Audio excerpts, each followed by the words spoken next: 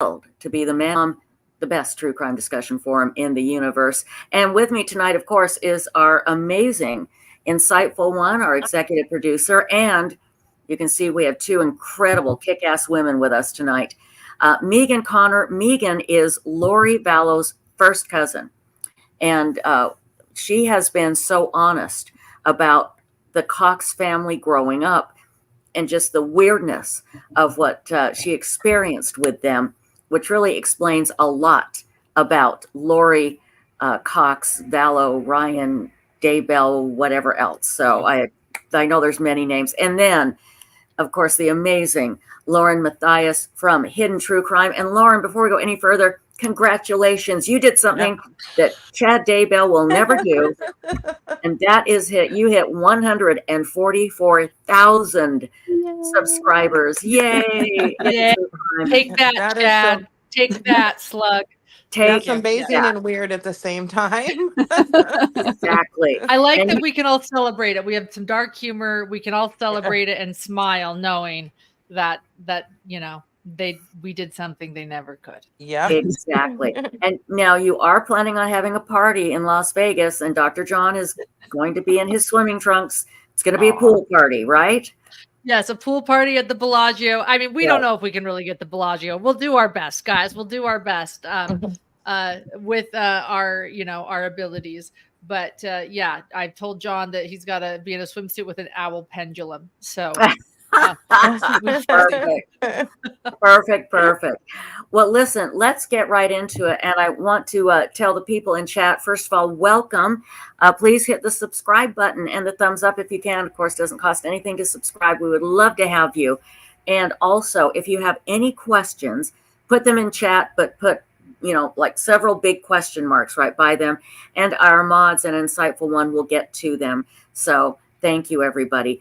Okay. We are going to talk about what happened in court today. It was a bit, I don't know, dry, if you will, but it's laying the groundwork of Chad and Lori and how they were able to survive with their money. And it was a lot about money, a lot about flights and things like that. But before we get to that, Megan, you grew up with Lori, right? You were close with Lori growing up. Is that right? Yeah. You're her first cousin. And I remember, I think it was your first interview with you, Lauren, and you were describing the inappropriate things that happened in the Cox household. And when you were describing that, it made me realize that this is where Lori gets her, I don't even know if you want to call it mental illness or gets whatever's wrong with her brain, is what she was subjected to growing up. And it was very inappropriate sexually, which really surprised me because they were such good LDS people and they were sun-kissed Californians and you just thought they were the perfect family, but they really weren't. Let's talk about the young Lori. And then we'll move up to the, as you called her, the cupcake mom, which she really wasn't at all. Okay. And Lauren, will please jump in and help here because you know the background as much as anybody. But give us just a brief description, or as long as you want, of what the Cox household was like growing up. Yeah, it was, all of this, of course, is hindsight because as a young kid, I had no idea that this stuff was inappropriate. I was still learning about the world and my place in it. And my own family of origin was a very strict LDS household with kind of controlling parents. And so going to Lori's, I think I've said before, was like, that was the fun house. We loved going there because they were so... they did lots of fun things together. They spent lots of money. They, lived in Southern California, had a pool in their backyard and lived close to Disneyland. And so it was always fun for us to go over there. We felt like Barry and Janice were way more relaxed than our parents were. They were cooler. We felt like we could do stuff there that we couldn't do at our own house. So it was fun for us as kids to go there. And of course, looking back on it, it's a very enmeshed family system. They were very, you said such a good LDS people, but with an asterisk, right? Because that's how they Yes. appeared on the outside. But then when you go and spend time in their home, there's clearly this hierarchy that's been set up by Barry. And Barry was very focused on appearances. I think he probably controlled what Janice wore and how she looked. And Janice, I think, felt like she had to be a certain size and shape. And I'm pretty sure that she had some trouble, some disordered eating and things like that. And the kids themselves, I think, all kids just want to be loved and accepted by their parents. They want to belong in their family system. And so they sort of change their behavior from maybe what it naturally would be to what is seen as acceptable and right and good to their parents. And I think that's where a lot of this unhealthiness came from, was from Barry and his warped view of the world and his hyper focus on physical appearance and sexuality and being so open with his kids to talk about sex and sexual things. He also had, his kids were a wide age range. And I think when his older kids started to become teenagers, that's when like a lot of the talk about sex and sexuality came out. But he's also got these young girls, Lori and Summer, who aren't ready for that kind of stuff yet. So they developed early on these habits of talking openly about things that probably were not appropriate for their age. And didn't you say that there was a time, and please give me if I'm wrong, you would actually hear Lori's parents having sex like in the middle of the day and they just didn't even care? Yeah. Yeah. And that's another thing that was super weird to me, because my parents, didn't do that, Nobody's parents do that. They know it's not normal. Yeah. And that's the other thing that's really interesting. When I hear Adam on his podcast and he says that, he thinks that Lori was a good mom. He thinks that his childhood was pretty normal. Good, bad, right, wrong, normal, not normal gets really, really skewed when you grow up in a household like that. So you were close to Lori and to the Cox family, and off and on. I'm assuming you didn't stay as close as you got older. How did your relationship develop with Lori in the years? Yeah, so I told a story about living with Lori and Adam in Austin when I first moved to Texas, and we were all really young.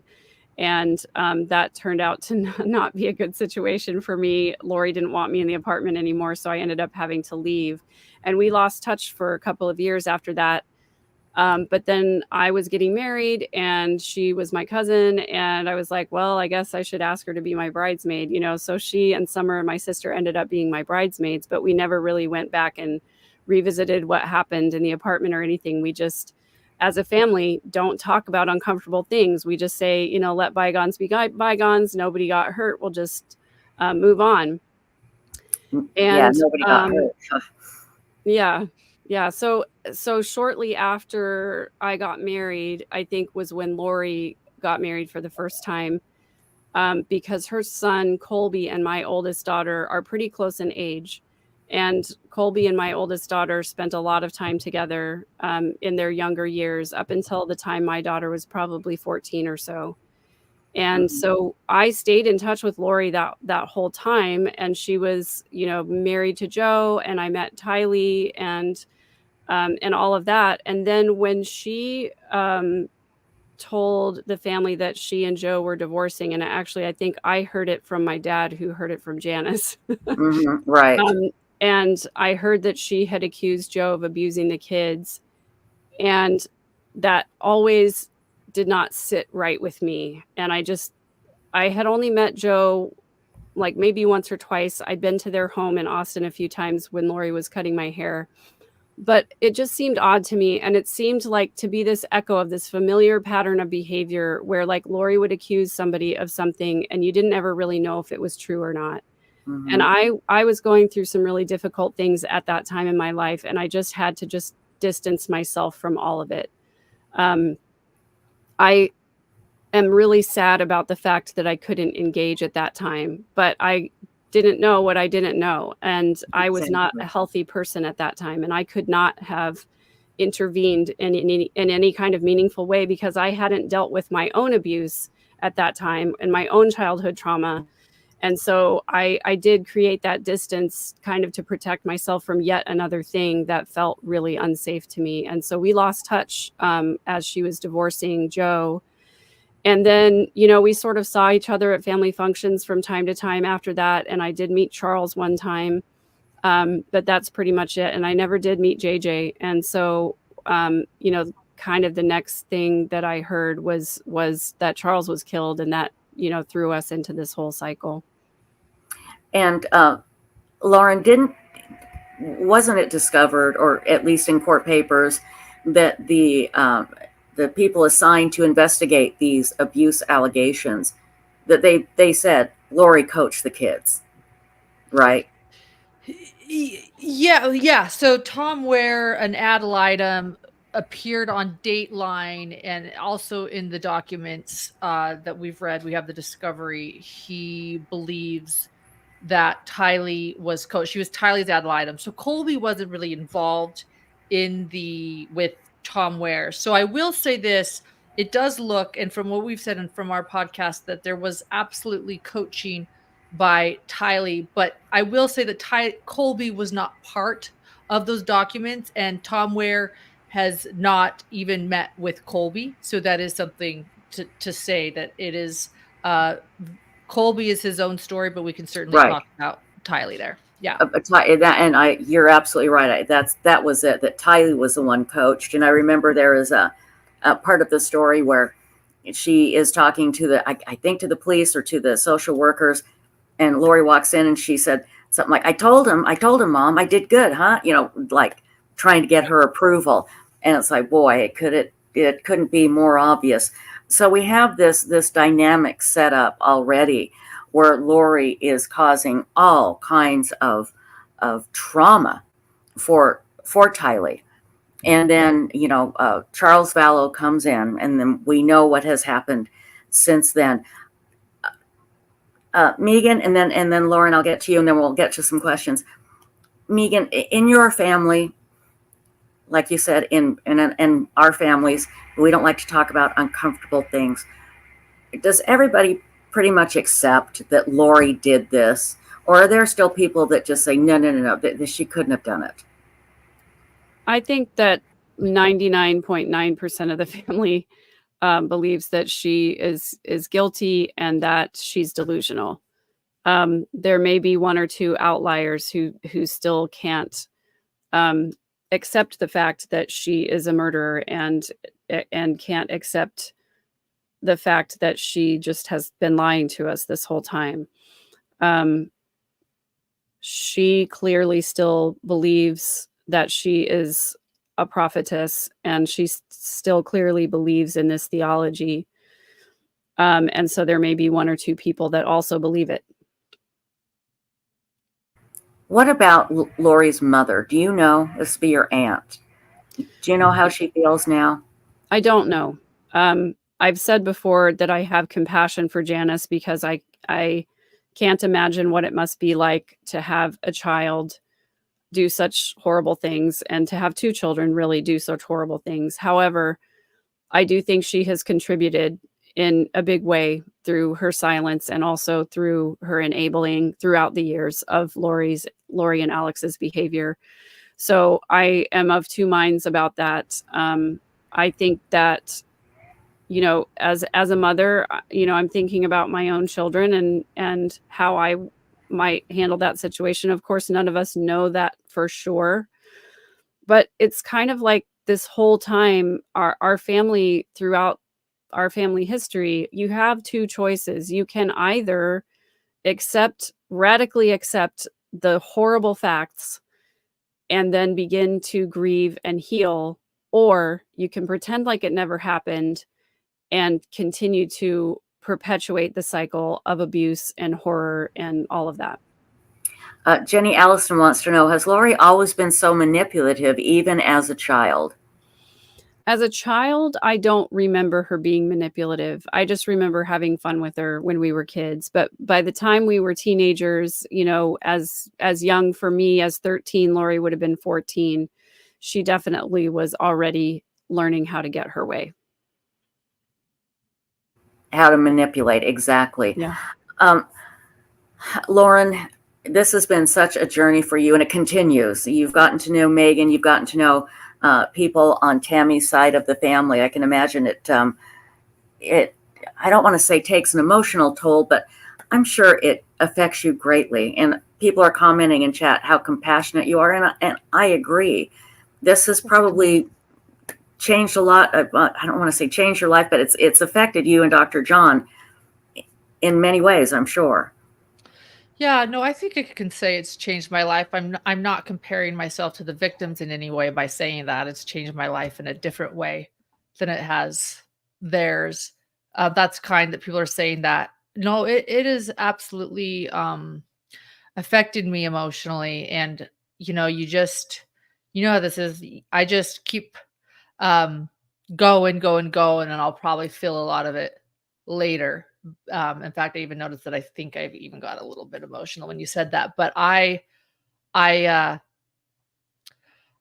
like to have fun with our hidden gems, and I like the dark humor. And I think the reason I do it too is because, yeah, my heart is in this, and I am in Idaho going every day because my heart is in it, sitting and listening to 7 hours of financial records because I really do care, and I care about the surviving victims in this case and those that didn't make it. And I think my husband sort of explained it well a few weeks ago, and I like this. Where he said, why do we feel like we need to be there? It's be there, and it's there's something about bearing witness to it, if that makes sense. Just to bear witness to this absolute tragedy that's upended so many lives, including Megan's.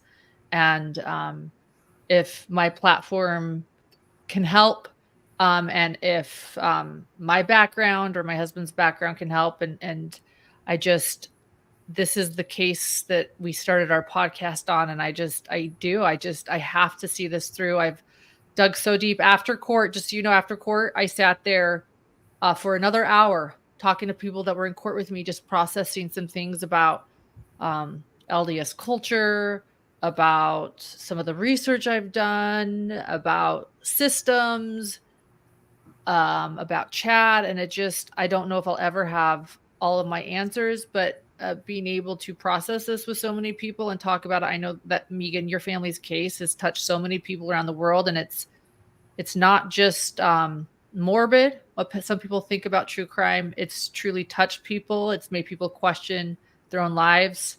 It's made people wonder about ourselves and where we come from and how to be better and how to help, how to be compassionate. I don't know. I'm kind of going all over the place, but these are just a few things that I think about every day while I'm here. And so thank you, Megan, for sharing a bit of your family with us and how you've always done this over and over again, because I just want you to know it really does help people all over the world as you answer these questions, even for the 10th time, because I don't think any of us will ever understand. So I just want to thank you. Yeah. Go ahead. Lauren, I'm sorry. I want to thank you too. I want to acknowledge the fact, you said, well, I'm not trying to pretend like I'm, one of the surviving victims or anything, but I want us just all to get to a place where we acknowledge that trauma is trauma is trauma is trauma. It does not matter how it happens. It doesn't matter why it happens, and it doesn't matter how much it happens. It affects us all in the same way. It drains our resources, and it changes us as human beings, and it lives in our bodies if we don't find ways to release it. And Lauren, you play a pivotal role in this, and so do you, Web Slueths, as well. You are helping people to heal, and you're helping other people to understand human nature, and you're helping other people to try to make sense of the senseless. And I think of the jurors in this case as well, and how they're never going to be the same after this is over. And they didn't ask for it. They signed up for it. I mean, they volunteered to do their civic duty rather than trying to get out of jury duty, which is what most people do. And so they're selflessly sacrificing a huge part of their lives to bring justice to these victims. And you you guys are doing the same exact thing. You're helping people to heal and to understand. And it is hard, and it is traumatic, and it is draining. And it's important to acknowledge that. And thank you. And I do appreciate that. And I'm with you. And many nights we talk about trauma and how, everybody has trauma that they need to deal with. And it's your trauma, and it's just as traumatizing as somebody else's. So I think it's very important that we all recognize it. And thank you both, ladies. We do have so many questions in chat, and I want to get to, today was a little dry, but again, it laid a great foundation of the money and how it all worked with Chad and Lori and Alex. But let's talk about yesterday and that tape with Emma and talking to her father, and just Chad just kind of glossing over the fact that they found human remains in the backyard. And Megan and Lauren, I'd like to get both your opinions on this. Shadow of Lotus says, do you think Emma knew the kids were buried in the yard? She didn't seem concerned when they were found, and her reaction wasn't normal. I would like both your opinions, Lauren, and then Megan. Okay. I agree that her reaction was not normal. I was sitting there in court, watching it in real time, listening and thinking, did she just say, by the way, they told me that there's 2 dead bodies? Well, I told them there are a bunch of animals, and they said, no, there certainly remains. And then Chad's like, redirect. Well, anyway, about those finances. And they just went on like, I was like, wait, what? Wait, what? Go back, Really? Emma. But Wow. did she know? I don't know if she knew. I do think that Chad primed her and prepped her for that moment. I think that we, knowing that he was over there for 90 minutes to 2 hours before he was even arrested, who knows what he was saying to her, to follow Jesus, that God knows, to listen to the Spirit, that some hard things are happening because the second coming is on its way. I think she's definitely involved in this belief system of Chad's, which is, I would say, like a subgroup of the LDS church, or some really extreme LDS beliefs that are forming around the area. I think she was certainly invested and involved in those beliefs. So whatever Chad told her, maybe she just took his word for it. Clearly, I think she still is. But I don't know if she knew that the bodies were buried, but I think she maybe was prepped to know something traumatic maybe happened and was ready. These are my thoughts, and this is all Lauren. This is just pure raw me thinking it out loud. And I understand exactly what you're saying. Megan, what do you think? Well, I think that we may never know what Chad told his kids about Lori's kids, but I don't think that, well, I think that this question, do you think Chad clued her in to not be so responsive? Absolutely. I think that Chad told his children some kind of narrative that made them believe and trust Lori, and whatever story that it was about the disappearance of her children, or where they were, or what they were doing, or whatever, it was something where Chad and Lori were innocent and somebody else was guilty, or, maybe Lori's narrative about poisonings and, unaliving themselves and whatever that, whatever narrative that Chad told his children, they believed, because he's their dad. And, they believe that he's a good man, a righteous man, a man of God, a man who talks to God.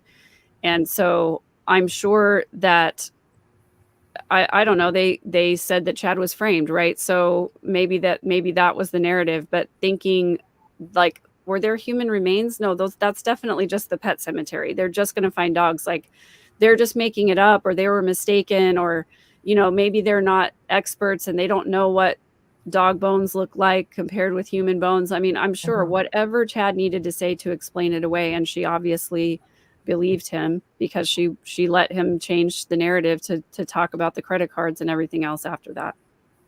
And they're going to testify for their father, according to Chad's defense to say that Tammy Daybell was ill, and we'll talk about that in a little bit.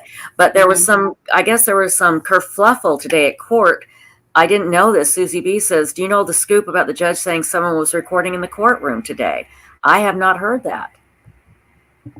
I have the same question they have. Yeah, the judge did say it. I can say with pride it wasn't me today. So it was I don't know who it was. I have my suspicions, but I'll keep those to myself. But they didn't make a big deal about it after that. No one really came to a conclusion in the gallery what it was. But interesting. Okay. And Kay Summer says, I wonder what Chad's kids were told about Lori's missing children when she was arrested. Well, you know, again, whatever they were told, it was Chad's narrative, and they will believe it. And Megan, and everybody, if you're just joining us, we have Megan Connor. Megan is Lori Vallow's first cousin. They grew up together. They were close as they were kids. You know, as you get older, you fall away from your cousins, but you know the Cox family, and you know Lori very well. And you were, if not the first person to speak out to say Lori was not this great mother. Get rid of this narrative that she's trying to put out there. You know, she wasn't what she tried to appear to be. So do you think that Lori was able to win over Chad's kids in her manipulative way, and therefore when the kids were missing, they believed whatever Chad and Lori told them? Is Lori that good that she could win over Emma and the rest of Chad's kids? Oh, definitely. And I talked about this. I can't remember what show I was on. It's all a blur at this point. But when Emma said to Chad that she had been in touch with Lori and that she had money on her account to communicate with Lori in jail, that was kind of a bombshell moment for a lot of people to say, whoa, hold on. Chad's kids are talking to Lori while Lori's in jail. I believe that it is the habit of manipulators, as soon as they get into a new group of people, to immediately start assessing who is a threat and who can be manipulated. And they immediately start finding ways to gain influence with the ones that they believe can be manipulated. And I'm sure that Lori stepped in with the Daybell kids, took them all to Knott's Berry Farm, and started trying to ingratiate herself into their lives. And I'm sure that she saw Emma as the oldest daughter, as closest to Chad, as sort of the leader of the kids, and wanted to get super close with her. And I think at one point Emma said that Lori was helping her to grieve, and that she was, you know, a family friend, and that she didn't understand why people were saying that, you know, Lori was a bad person or whatever. So obviously Lori got to her. I have a question for you, Megan. Yes. To follow up with that, Megan and I are catching up too. We've only been texting this week. It's been so busy. What did you think about it when she sort of mocked Colby, who you know, Colby is your cousin's child. You knew Colby's little boy. That when Emma sort of mocked Colby for not being independent or needing his mother's help. Yeah. One of the other things that manipulators do is that they change their narrative depending on who their audience is. So when Lori was in front of Chad's kids, I'm sure she was bad-mouthing Colby. And when she was talking to Colby, she was probably bad-mouthing Chad and his kids. But we know that Lori was sending money to Colby. She was sending some of Tylee's Social Security money to Colby. And she probably used that as an opportunity to say to the Daybell kids, well, you guys are independent. Your dad has raised you to take care of your own needs. So we won't need to ever send you money. And I'm sure that that's probably how some of that conversation went. But I think it's pretty disgusting. It shows Lori for who she truly is, that she's willing to badmouth her one living child in order to gain some influence into her new family. Exactly. Complete manipulator. Quick question from Susie Homemaker. She says, Megan, forgive me for asking, but I don't know. How did Lori's sister Lolly pass? Lolly died when she was an infant, and they believe that it was related to sudden infant death syndrome. And Janice actually wrote an article about it, and it was published in the Reader's Digest. According to her, I've never been able to find the article though. So if there is anybody that has an in that can find that article, I've for the last, like, I don't know, 20 years or so, I've wanted to read that article, but I don't have a copy of it. So Megan, you're talking to web sleuths. Hey, by the way, web sleuths.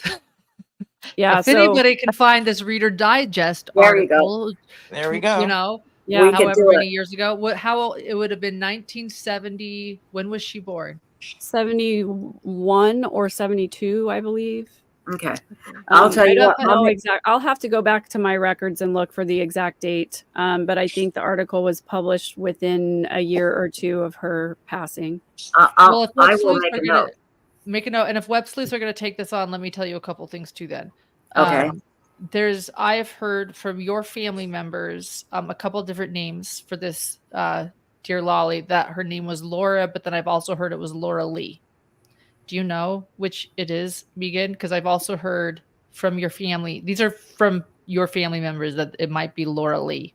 It is Laura Lee. Yeah. Oh, it is Okay. Laura Lee. Okay, Yeah. so some people have it down as Laura. In fact, I think they even had it as Laura at court today in one of the timelines. But Yeah, it's Laura Lee. Laura. And Oh, like Lolly, Laura Space they Lee, called her little Lolly. Mm-hmm. little Lolly.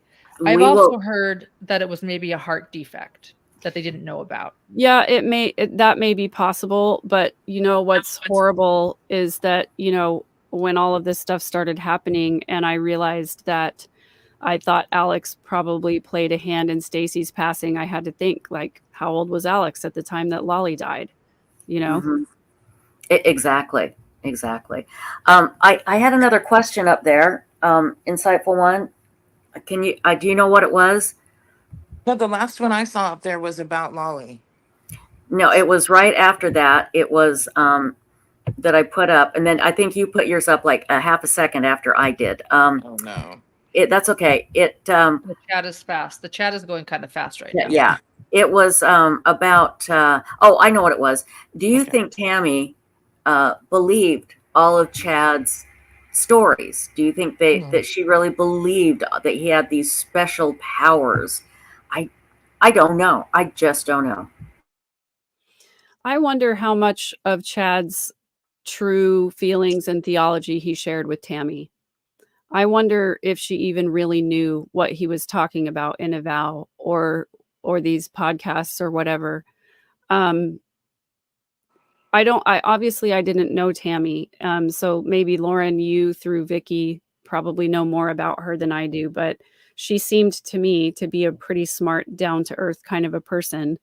And I can imagine Chad feeling like he maybe couldn't share these things with her because she wouldn't believe him. And that's probably one of the things that made him feel okay to distance himself from Tammy and kind of have this other life, really. Yeah, as you bring up how manipulators pick and choose what they say to certain people, I think that Tammy probably believed things to an extent. Like she probably believed in near-death experiences and people being visionaries to an extent. What I mean is spiritual experiences. But I agree with Megan that I think that Chad did not tell Tammy everything, and she rarely went to the conferences. And by rarely, I mean she went once back in the Julie Rowe days, and that was it. So she wasn't even attending these conferences. She wasn't on a vow. So I think he told her what she needed to know for coercive control reasons, but I don't think she knew the whole story at all. Maybe she went to that one conference and took one look at Julie Rowe and went, these people are nuts. They're nuts. I'm done. I'm going to go back. I'll go back to earning all the money for the family and doing everything while Chad digs graves and hangs out with Julie Rowe. It makes me so angry to think about. There was something today in court, and this is a very good way to ask this. Mooney says, I wonder how Chad's kids felt when he told the woman in Hawaii that he didn't have any kids. Now, it was revealed today that Chad inquired about a condominium, and he said he and Lori were married and they had no kids. That was shocking. I thought. And yeah, you have to wonder, how did Chad's kid, if Chad's kids are listening to this, how do they feel about this? It drives me crazy to think they're going to testify for him, because I feel like they're testifying against their mother. But I'm sorry, I'm rambling and making statements. Lauren, what do you think about that? Well, were you about to say something, Megan? Nope, go ahead. You know, what are Chad's kids thinking? I doubt much. I wonder if they're listening. I think they've made up their minds, and I think they're not in court because their dad would not want them to be there. And every day of Lori's trial was shocking. And if those kids are still standing by their father, ready to testify to him, I doubt anything shocks them right now. I do think that they've convinced themselves that their dad is a good religious man and that he's being framed. And if they have to take that framing theory further than Lori, you know, it was Lori and Alex that were framing him. I think they've done that. I think that they perhaps believe that Rexburg PD are involved. I think they think that the state of Idaho might be involved and the prosecution. I think they're going very, very far in their belief that their dad is framed right now. They should be shocked, but they're not, because they're not listening. Yeah, well, that's a very good point. Somebody in chat pointed out they only had to reveal their minor children, but still, I'd have to wonder how the Chad's kids would feel if they said that Lori didn't have any kids when her 2 kids were missing. It's just so appalling and shocking. We haven't really touched on Alex Cox, and Alex Cox is a big part of Chad Daybell's defense. Alex is Lori's brother. There have been basically accusations of Lori and Chad, or Lori and Alex, being inappropriate. I spoke with Alex's first wife quite extensively shortly after all this happened, and she was trying to get in touch with the police, and they wouldn't listen to her. They wouldn't call her back, and she was calling him and saying, "Hey, look, Lori and Alex had this very inappropriate relationship. It was just weird." But it makes sense in the fact that Alex was their hitman, it looks like. You knew Alex, Megan. You were his cousin as well. Tell us what you think of him. Oh, I have a lot of thoughts about Alex. You know, he was always, when I was a kid, he was always the funny one. He was the comedian, you know, he was always trying to make people laugh. But looking back on it now and seeing that his humor was almost always, 10 steps over the line, and that he was making light of things that should have really been talked about seriously. And that's really kind of the main thing that people need to know about Alex. And that was, I think, his way of dealing with uncomfortable truths, and also his way of kind of making it safe for the rest of the family too, because it's like, we all know this thing is hanging out there, this awkward thing that nobody wants to talk about. So then Alex would tell a joke about it, and it sort of diffuses the tension, right? So, I didn't really think that Alex was capable of terrible things before all of this happened, but I did know that he struggled with trying to keep in line with the teachings of the Mormon Church. And I had some compassion for that, because it's hard for all of us, right, to try and fit ourselves into a box of kind of perfectionism.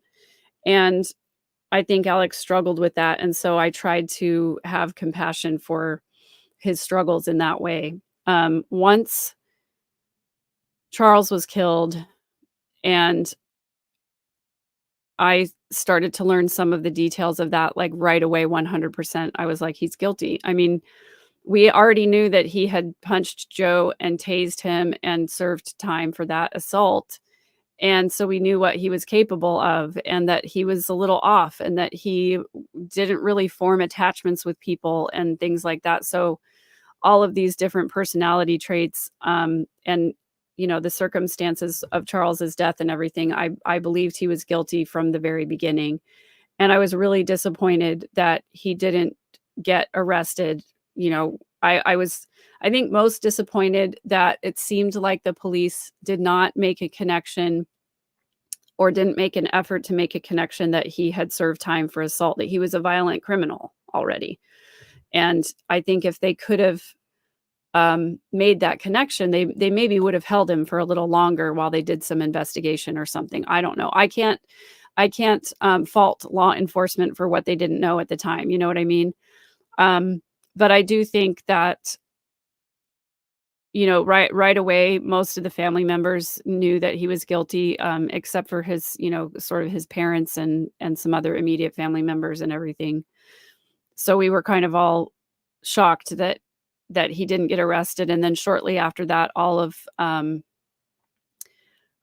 the sorry, I just lost my train of thought because I saw a glimpse of that comment, that I read it down there, and then my brain just immediately went there. By this time of night, you guys, my Adderall is gone. I understand completely, and I'm sorry. I'm putting comments up so we don't lose It's okay. them. No, So- you do what you do. I cannot stop myself from reading them. But anyway, as far as Alex is concerned, once I realized that he was guilty of shooting Charles, I started to look back on our interactions throughout the years, and I started to sort of recognize these unhealthy characteristics in him that had been there all along, but I hadn't really seen them or paid attention to them because I sort of just whitewashed everything in order to make it okay. And that's kind of when I made the connection that I'm pretty sure he had a major role to play in his older sister's death as well. Sorry, you're breaking up just a little bit, Megan. That's okay. We'll get it fixed. Not that I have any clue how to fix it, but maybe we can get a portal in here, spare portal, and put you through it. I can hear her really well if it makes any difference, if we want to know. So just so you know, I could hear her well. Can you hear Yeah, me? she's good for me too. Okay. Yeah. Okay, maybe it's just me then. I hope so. Okay, so do we know anything more about this article that was written with on Reader's Digest? I believe that Janice wrote it about sudden infant death syndrome and about Lolly's passing. So that's all I have to go on. Sorry. That's okay. Yeah, We'll and see what we that can figure out. and if you check out her birth date, I believe she was about 4-ish month-ish, or maybe she was 12 weeks-ish. I don't know. Yeah. Old. Yes. So- Something like that. Okay, She would very be good. less than a year. So just find Definitely. find her birth date and then just probably do the whole year of that. Got it. Yeah. Okay. And maybe even the year after, because who knows how you're long right. it took to get it published. Yeah. Good point. Or a year after, or the year after that. You're right. They could. Well, now we're really opening up a window. So. Here's another rabbit hole. Yeah. Sudden death by Alex syndrome. I like that. That's a good one. Good Oh. Lord. Jeez. God, that man was a one-man killing machine. Okay, let's talk a little bit about sometimes, yeah. Let's talk a little bit about what happened in court today. Like I said, it was a bit dry, but there were some, big bombshells as well. Lauren, how would you describe what happened in court today if you just had to do a Reader's Digest version, I guess, of what happened? Yeah, so it was financials, but I mean, it was heavy financials. It wasn't just like we were going over, and doing taxes with our accountant. It was really traumatic, but you had some testimony that was more, just bookkeeping type stuff, talking about when credit cards were changed, when plane tickets were purchased, when life insurance was taken out, when patterns changed. I mean, heartbreaking things like when Tylee last used her ATM card at a McDonald's in St. George, things revolving around the children's death. They were really, in my opinion, they've set the foundation for conspiracy, and that's really what they have to show here, because they're not going to be able to prove that Chad Daybell participated in these killings. They're going to have to show that he conspired, and that's a really heavy thing to have to prove when there's death penalty on the table as well. So I think that these type of days are some of the most important days because they are showing conspiracy. So everything today was about Lori's finances, not everything it had to do with Chad. This is Chad's trial, but things that were mentioned: Alex and Lori, combined accounts, Lori switching Social Security money over to her to show that they were sort of plotting Tylee's death. So that what is first degree murder? It's planning a murder. And I think that what they were doing is showing a conspiracy and plan to kill today. Chad was a little bit more animated today, and that's not saying much. We call him Slug for a reason, or the jailers do too. So, uh, but he was a little bit more relaxed. Chad sits like this.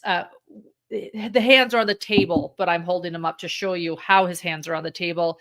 And he often looks at people with the sides of his eyes rather than moving his neck a lot.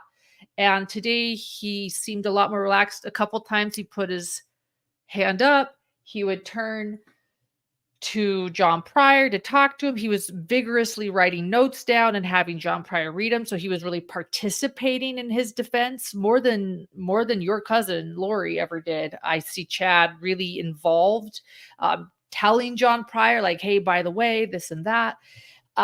So that was something to note. And I think the reason I'm getting to my point is because there were fewer objections by John Pryor too. And I think that they both just felt a little bit more relaxed because a lot of the names that were involved were Lori and Alex, your cousins. And I think that made Chad a little bit calmer. Like, look, this is all Lori and all Alex. But as you point out, what they can't explain away is this pattern that is being set that is so clear that before Chad, Lori and Alex did not do the things they were doing with money. After they met Chad, after Chad got in the picture, it didn't have to mean that Chad and Lori are combining accounts, and calling their account Chad Lori Wells Fargo. That doesn't have to happen for a conspiracy, but there is certainly a pattern changing. They were doing things with money that looked very suspicious, that they had plans to kill Charles, Tylee, JJ, possibly Tam. Well, not Tammy, yes, but like as things went on, possibly others is what I meant. And so while it felt dry because of the exchange of questions and the lack of John Pryor, objecting with such force and drama, it was a really important day. And I just hope though that the jurors took in all the important points that they needed to take in. That's, I think, the one thing I worry about always is no matter the evidence there, the jurors have to feel it and have to hear it and have to take it in. So let's hope they had their Adderall today.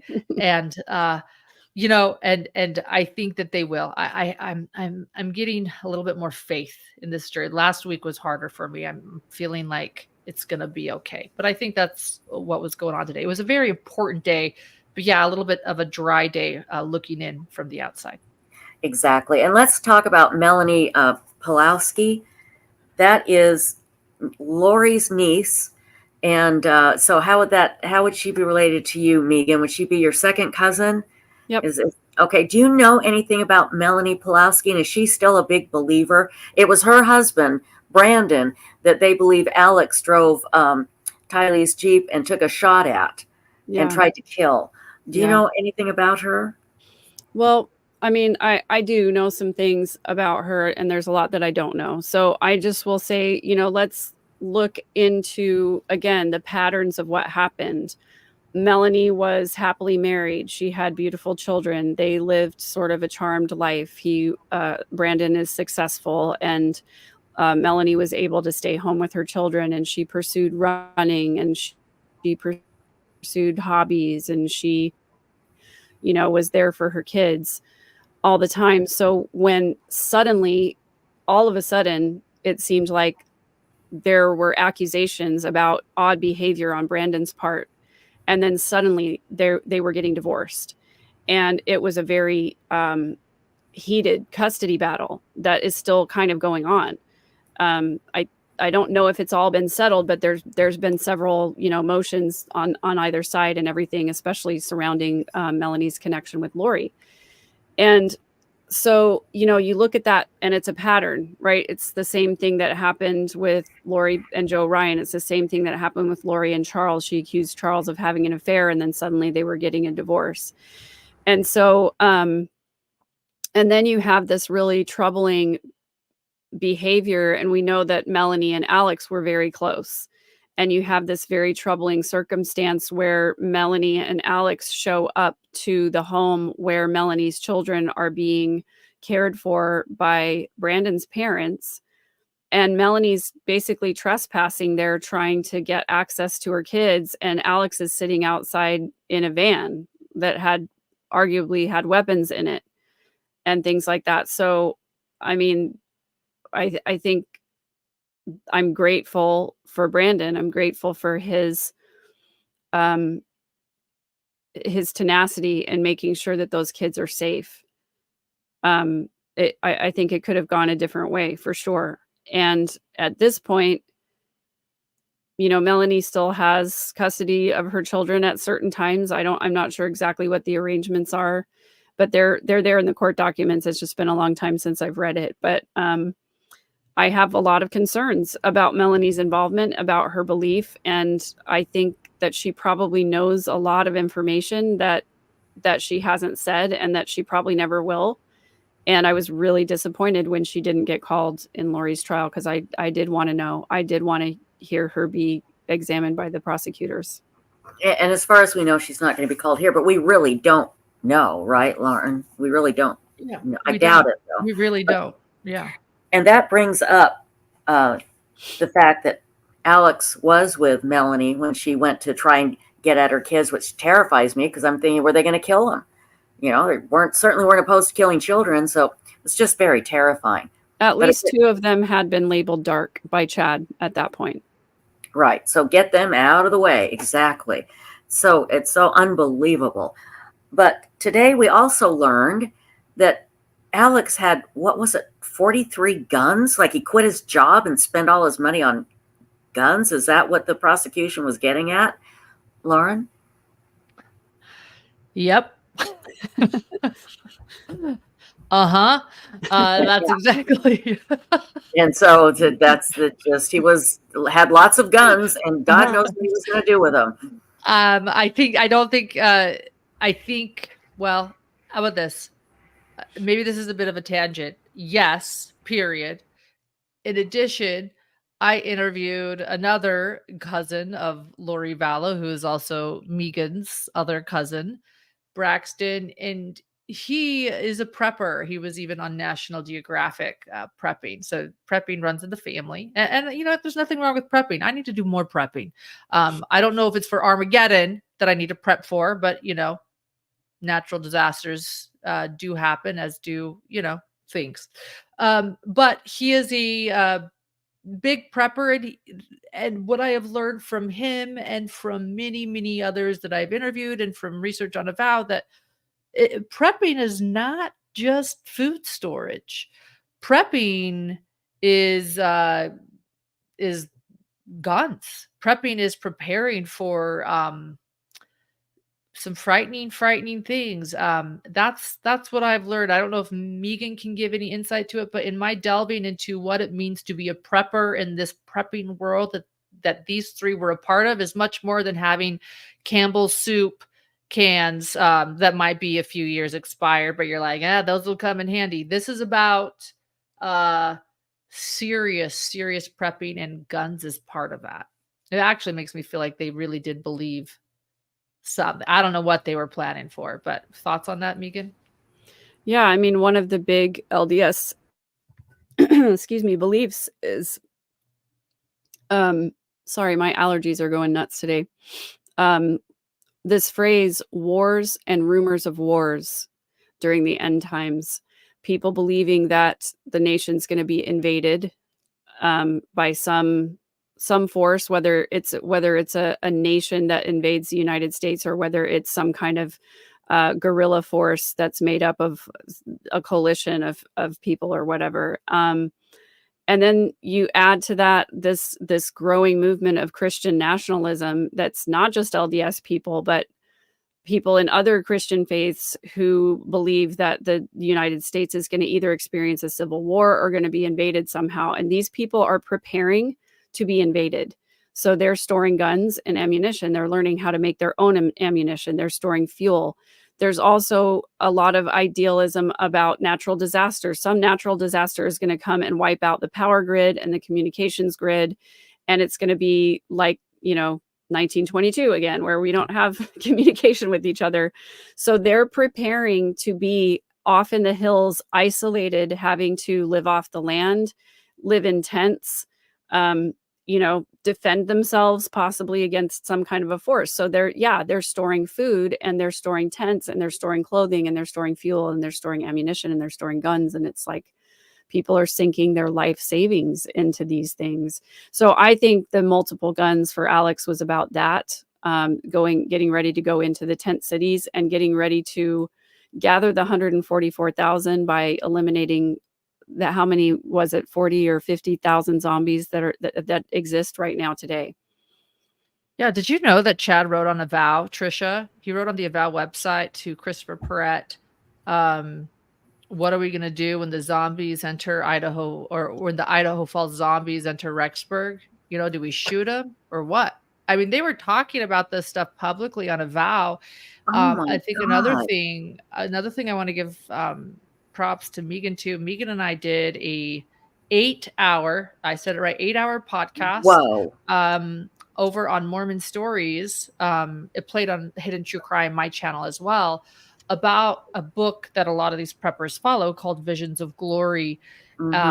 It's a near-death experience book where the man having the near-death experience has visions of the second coming and everything that's going to happen. And there's a really damning moment in that book that Megan found, as you called it, you sent it to me recently. I could probably pull it up. Smoking gun. The smoking gun. Who could find it fast? But in this book, and this is the book that Lori was reading poolside. I don't know if you remember that, Trisha. Yes. Turquoise bikini. And yes. She's reading this book poolside. It was something she truly, truly believes in deeply. And I think I'm going to find it, Megan. I just have to go to our text. And give me a second, guys. Yeah, remember that, everybody. Remember when the body camera from the police, when they go to serve Chad and Lori, they're poolside, and that's the book Lori is reading, and they're just dumbfounded. Like, oh my gosh, our special powers didn't work, and they're catching on. They're still asking about my kids, and Lori just looks absolutely dumbfounded, and Chad stands there like literally like a slug, not man enough to say anything. And that's the book Lori was reading. And I bet she probably memorized it. And Lauren, while you're looking that up, Megan, I want to ask you one thing that somebody had here. And I think this is a very important question. Do you think Chad and Lori, or even just Lori specifically, really believe what they preach? I think Lori is sick enough to believe it. I don't know about Chad. I go back and forth. Yeah, I went back and forth about Lori for a long time until she made her statement at her sentencing. And then I realized that she's 100% all in this delusion. And I think that Chad is too. And this is one of the things that I'm going to talk about a little bit more on my channel this week, because you really have to dive into the beliefs of the LDS Church, of the mainstream LDS Church, to understand this confirmation bias loop that people get into. And we touched on it just a little bit, where they have this good feeling, and they've been told that good feelings come from God. And so when they have this good feeling and this good thought, they think it's God telling them something. And so I can imagine this scenario where Lori and Chad meet each other in person, and they're kind of excited, giddy, school kids, how you meet somebody that you've been attracted to or fangirling over or whatever, and you meet them in person and they're talking to you and they're interested in you, and you're getting these sort of fluttery feelings. Well, they believed that those feelings were God telling them that what they were doing was right and was true. And so I imagine that they have convinced themselves that all of these teachings are real and true, and that they come from God, and that they somehow have been specially chosen. I will also say, however, that in the life of every manipulator and every charlatan and everybody who puts on a public facade, there are those quiet moments when you're alone, when in those moments right between asleep and awake, when you lay down at night and there's no more noise or distraction and there's no more numbing and there's no escaping who you really are, they have to have those moments where they know what they've done and they know that they're lying. They have to know it somewhere, but they push those thoughts away because they're too hard to face. They're too uncomfortable, and they're too far in now. They're too deep, and they have to continue to believe their own delusion because the truth is just too terrible. Megan, you're absolutely 100% right. I couldn't agree more. Lauren, did you find the passage? I found it. It's an audio, but let me just explain to you what it says. I'll paraphrase, and Megan can kind of paraphrase my paraphrase. But Okay. it's this really damning moment in Visions of Glory where they talk about being translated beings. I mean, this is where so many of their beliefs come from, that it's the second coming. There's a lot of tribulations. There are a lot of wicked people. They don't use the word zombie, but evil people, and they essentially say in this book, and look, when there were people that were so evil that they couldn't come back from it, we had to be like God. We had to act as God and take their lives, is essentially what it says. Am I right, Megan? Yeah, it starts out with, there was a law that we lived by, and it was not a rule, it was a law, that when they encountered a person or a group of people who they knew were past repair, basically, that they'd gotten so evil that they were unable to repent, and that there was no way that they were going to turn to the light, that they were allowed to release them from mortality. So there's their excuse for killing children right there. Right. And It's it disgusting. goes on to say, then their death would be a blessing to them. Their death would be a blessing to them because then they could no longer accumulate sins on their eternal ledger. And Good. so they felt like they were actually doing them a favor. So that was the book she was reading poolside. And I guess I wanted to reference that to the prepping and the guns too. They were taking this very seriously. So yes, Alex had 43 guns. 43 guns. 43.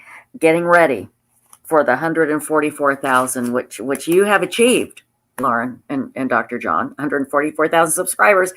But again, now this is why they believe in their minds they are justified killing Tammy and Tylee and JJ and Charles and probably Joe Ryan and God knows who else. So it just absolutely disgusts me. Listen, we have kept you for over an hour. I just have a couple more questions because I know you guys need to get some rest. We could keep you for 8 hours on this channel, no question. We need the link to your channel, Megan, because we want to promote it and we can't wait. So, Lauren, if you... I just posted it in chat a couple times. Oh, you did? Okay, great. That's what we needed then. That was it. So, Lauren, do we know what's in store tomorrow?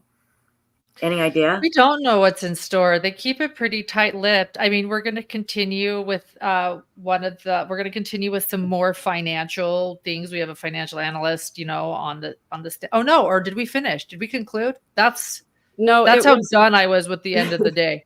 Rob Wood finished his interrogation, and actually, no, I think he said he had some more for this same witness, and then we still have to do cross on that same guy. So okay, so I was right. So I'm right. I was like double, I was like, wait, yeah, that's where I thought we concluded. So we're going to continue with the financial analyst tomorrow, Douglas, and then he also testified last year at Lori's trial. So a lot of repeat, rinse and repeat. And for those that were at Lori's trial, and then who knows who is next? We don't know. Yeah, and to maybe help you not be so bored with the financial stuff, if you want to know where somebody's priorities are, you look at their finances, and that tells you so much about a person and about their habits and behaviors. And I will say one little bright spot today was when the agent was so complimentary of Tylee. He said she was very responsible with her money. She was Lori was sending money as Tylee to her big brother, Colby. But yes, she was. And the other thing, too, was when the agent his voice cracked, talking about, the day or around the time that JJ was killed, and you can tell that this has really just affected everybody. One Yeah. more thing, really, really quickly. My miracle mama says, can you say Megan's links out loud for those of us only listening? Sure. What My social media handles are all the same on Instagram, TikTok, and YouTube. It's at third_verse. is that? And that's HIRD? spelled out THIRD_VERSE. And my podcast is on all the podcast platforms. It's the Midlife Revolution. But I also am starting to post them on my YouTube channel. The first episode just went up last night. Wonderful. Real quick, my big concern is Chad Daybell's children going to testify that their mother was sick. There's nothing medical to suggest she was sick. The only thing that she got from a doctor, if I remember correctly, were antidepressants. That worries me. I am concerned that maybe the jury will say not guilty for Tammy. I don't know. And Rob Wood or the other prosecutor, I forgot her name, I apologize, we'll have to be very careful cross-examining. Yes, thank you. Cross-examining these children. I would like to get your thoughts on this finally, then I promise I will let you go. I promise. So, Megan, what do you think about Chad's kids testifying for him that their mother was sick when she wasn't? Well, I have just a small amount of concern about that, only because they're kids whose mother has died and they don't want to believe that their dad was responsible, and they're not medical experts. And so I hope that the jury will take the medical experts analysis more seriously than they do the children's. And I don't know, I'm hoping that the prosecution will be able to bring out some flaws in their narrative. I hope so. I also hope they take the Zumba instructor's word for There it. you go. She testified last year, and other people who say last year, they did have several witnesses last year say Tammy was healthy, and they had someone that saw her that day before, and her family, her own family saw her about a week before her death. And I believe that Samantha, her sister, testified to that last year at Lori's trial, your cousin's trial. So let's hope that they will see some different perspectives. And I think, and then to give all of us hope, let's remember just how many people Chad Daybell shared with that Tammy was going to die early. Yes. As you point out, it's sort of the theme that we're going back to, Megan, or as your Uncle Rex also said on Court TV today, that we're all taking. Thank you, Rex, with Silver Linings podcast. You can't lay all these coincidences on top of each other that easily. When they start hearing from people like the Gilberts and everyone who says, yeah, Chad said that Tammy was going to die young. I think that there's a lot of hope there that they're not going to take the children's words for it, that menopause or anemia or depression killed their mother at 49. And by the way, if those are the things that kill you at 49, I am in trouble. Yeah. Oh, I'd be dead. And so I'll tell you right now, if I die from anemia, menopause, and depression, do an autopsy. We will. What I request. Do an autopsy. No question. Hey, and use a cute photo if I go missing. That's absolutely. Well, cute. You look cute and gorgeous anyway. So yeah, but no, don't you worry. And we'll erase all of your computer, data. We won't let anybody know what you were searching for. Gracias. Okay. Yes, please do. Yeah. Hey, Hidden Gems, thank you so much for coming to our chat to Web Slueths. Please hit the subscribe button. We'd love to have you come back and take a look at our other live streams. We also have websleuths.com, which is the true crime discussion forum. It is free to join. Just look for the register button in the upper right-hand corner. We do take registrations from 10 a.m. to 11 p.m. Central Time every day. So we would love to have you there. And Megan, thank you so much. It is such an honor to meet you. I can't wait to listen to your YouTube channel and to all of your social media. And we'll put it all in the description as well. And of course, Lauren, you know how much we love you and Dr. John. And we'll be listening tomorrow and watching you tomorrow on Hidden True Crime as we continue this Chad Daybell trial and hopefully getting justice for all of these victims.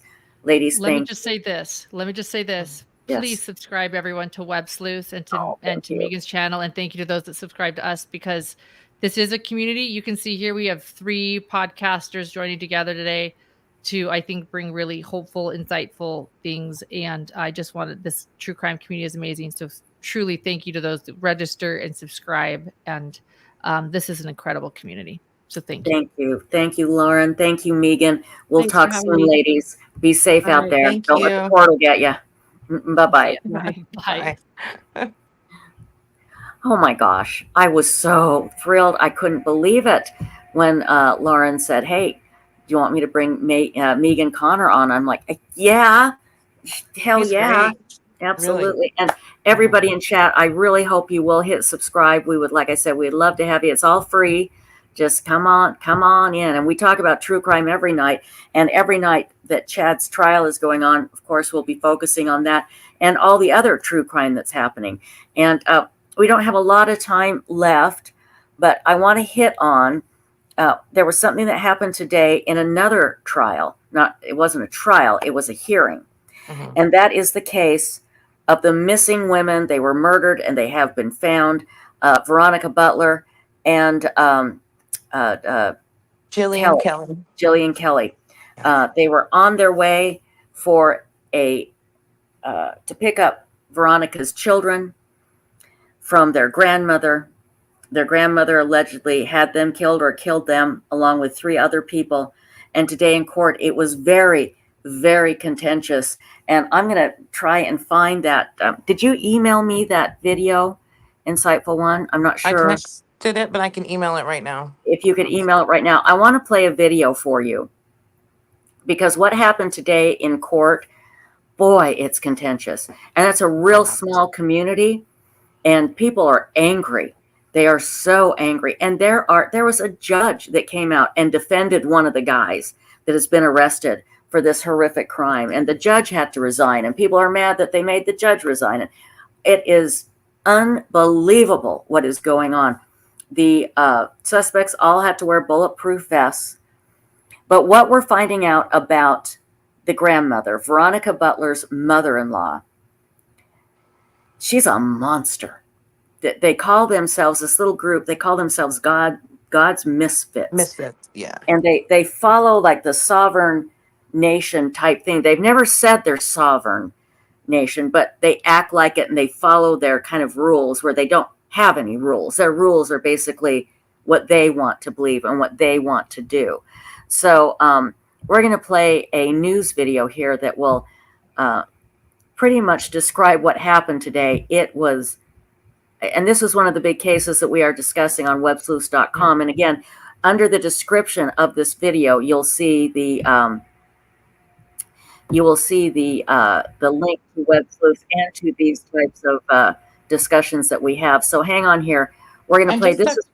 Sorry, just to clarify, I don't think he defended the guy. From what I know, what I heard, he just came on and talked about because he knew him.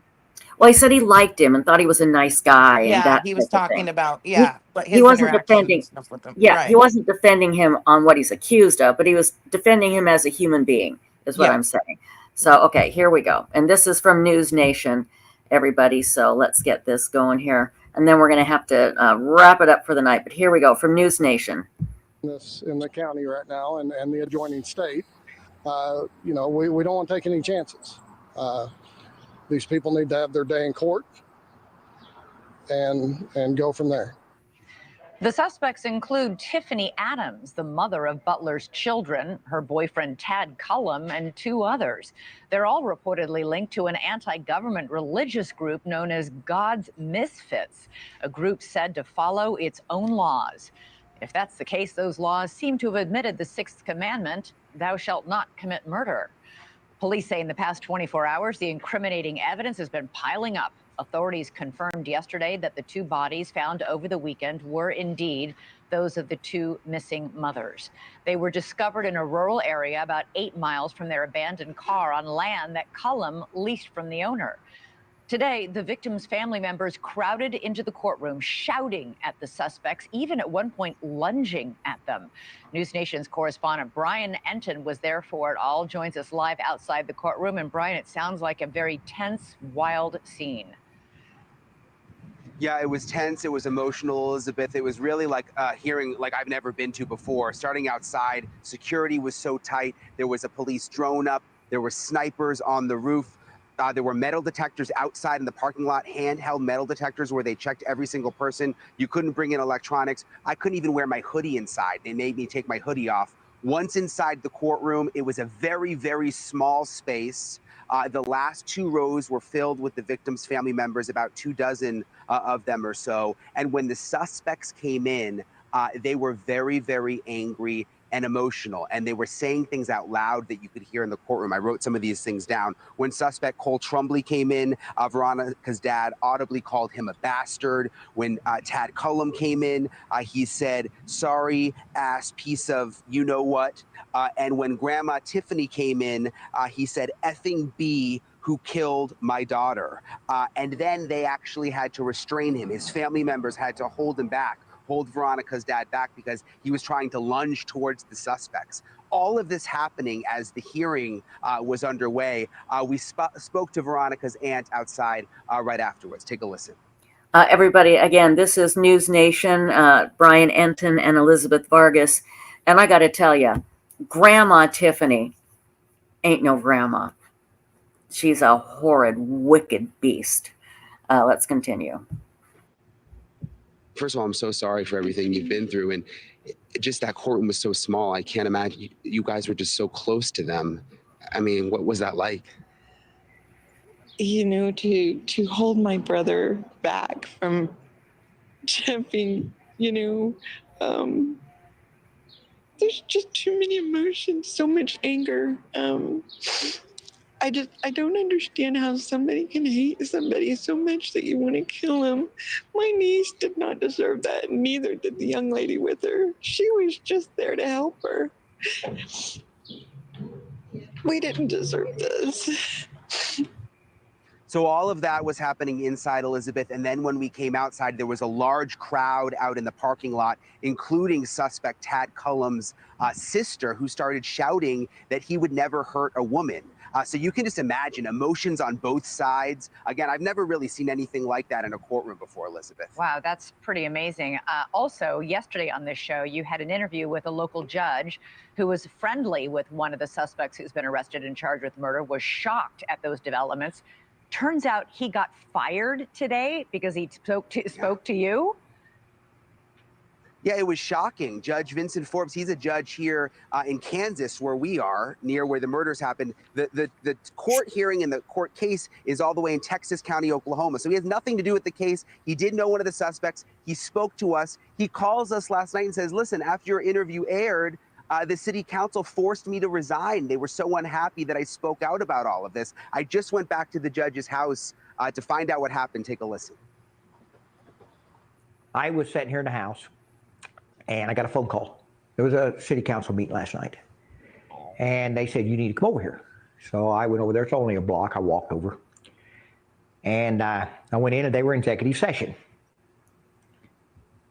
When it was over, 3 or 4 minutes, they called me in, sat down, and they said, we've had a lot of static about your interview,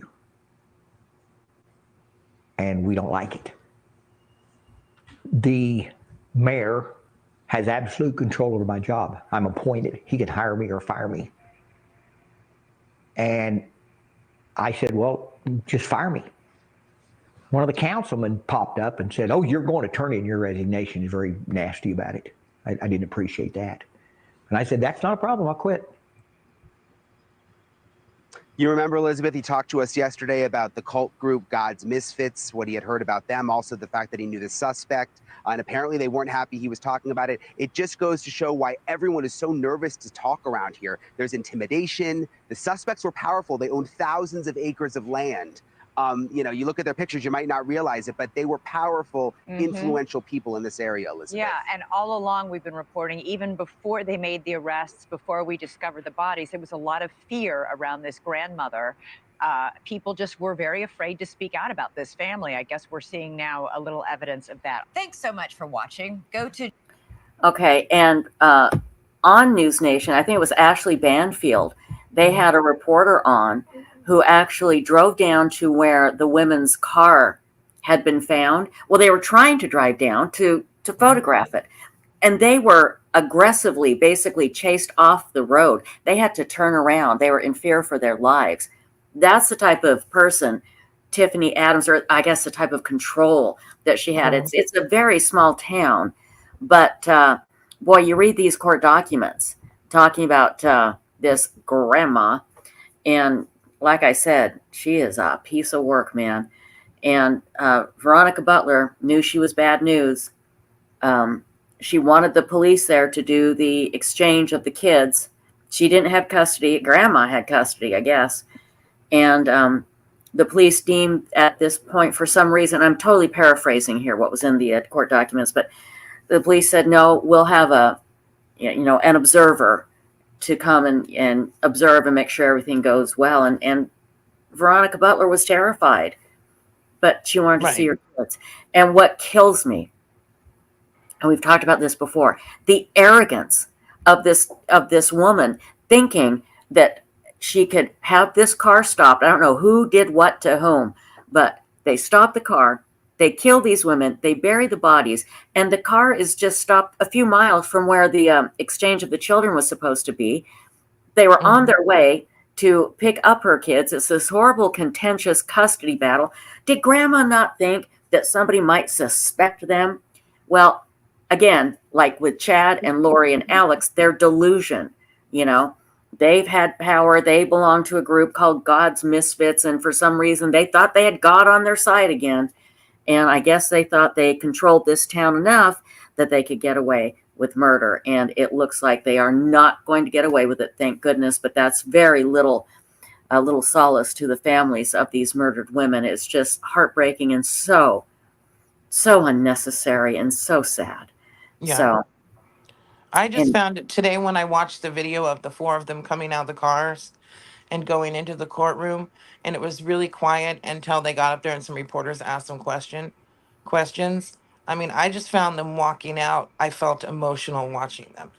Yeah. It's so angry. I mean, it's so bad.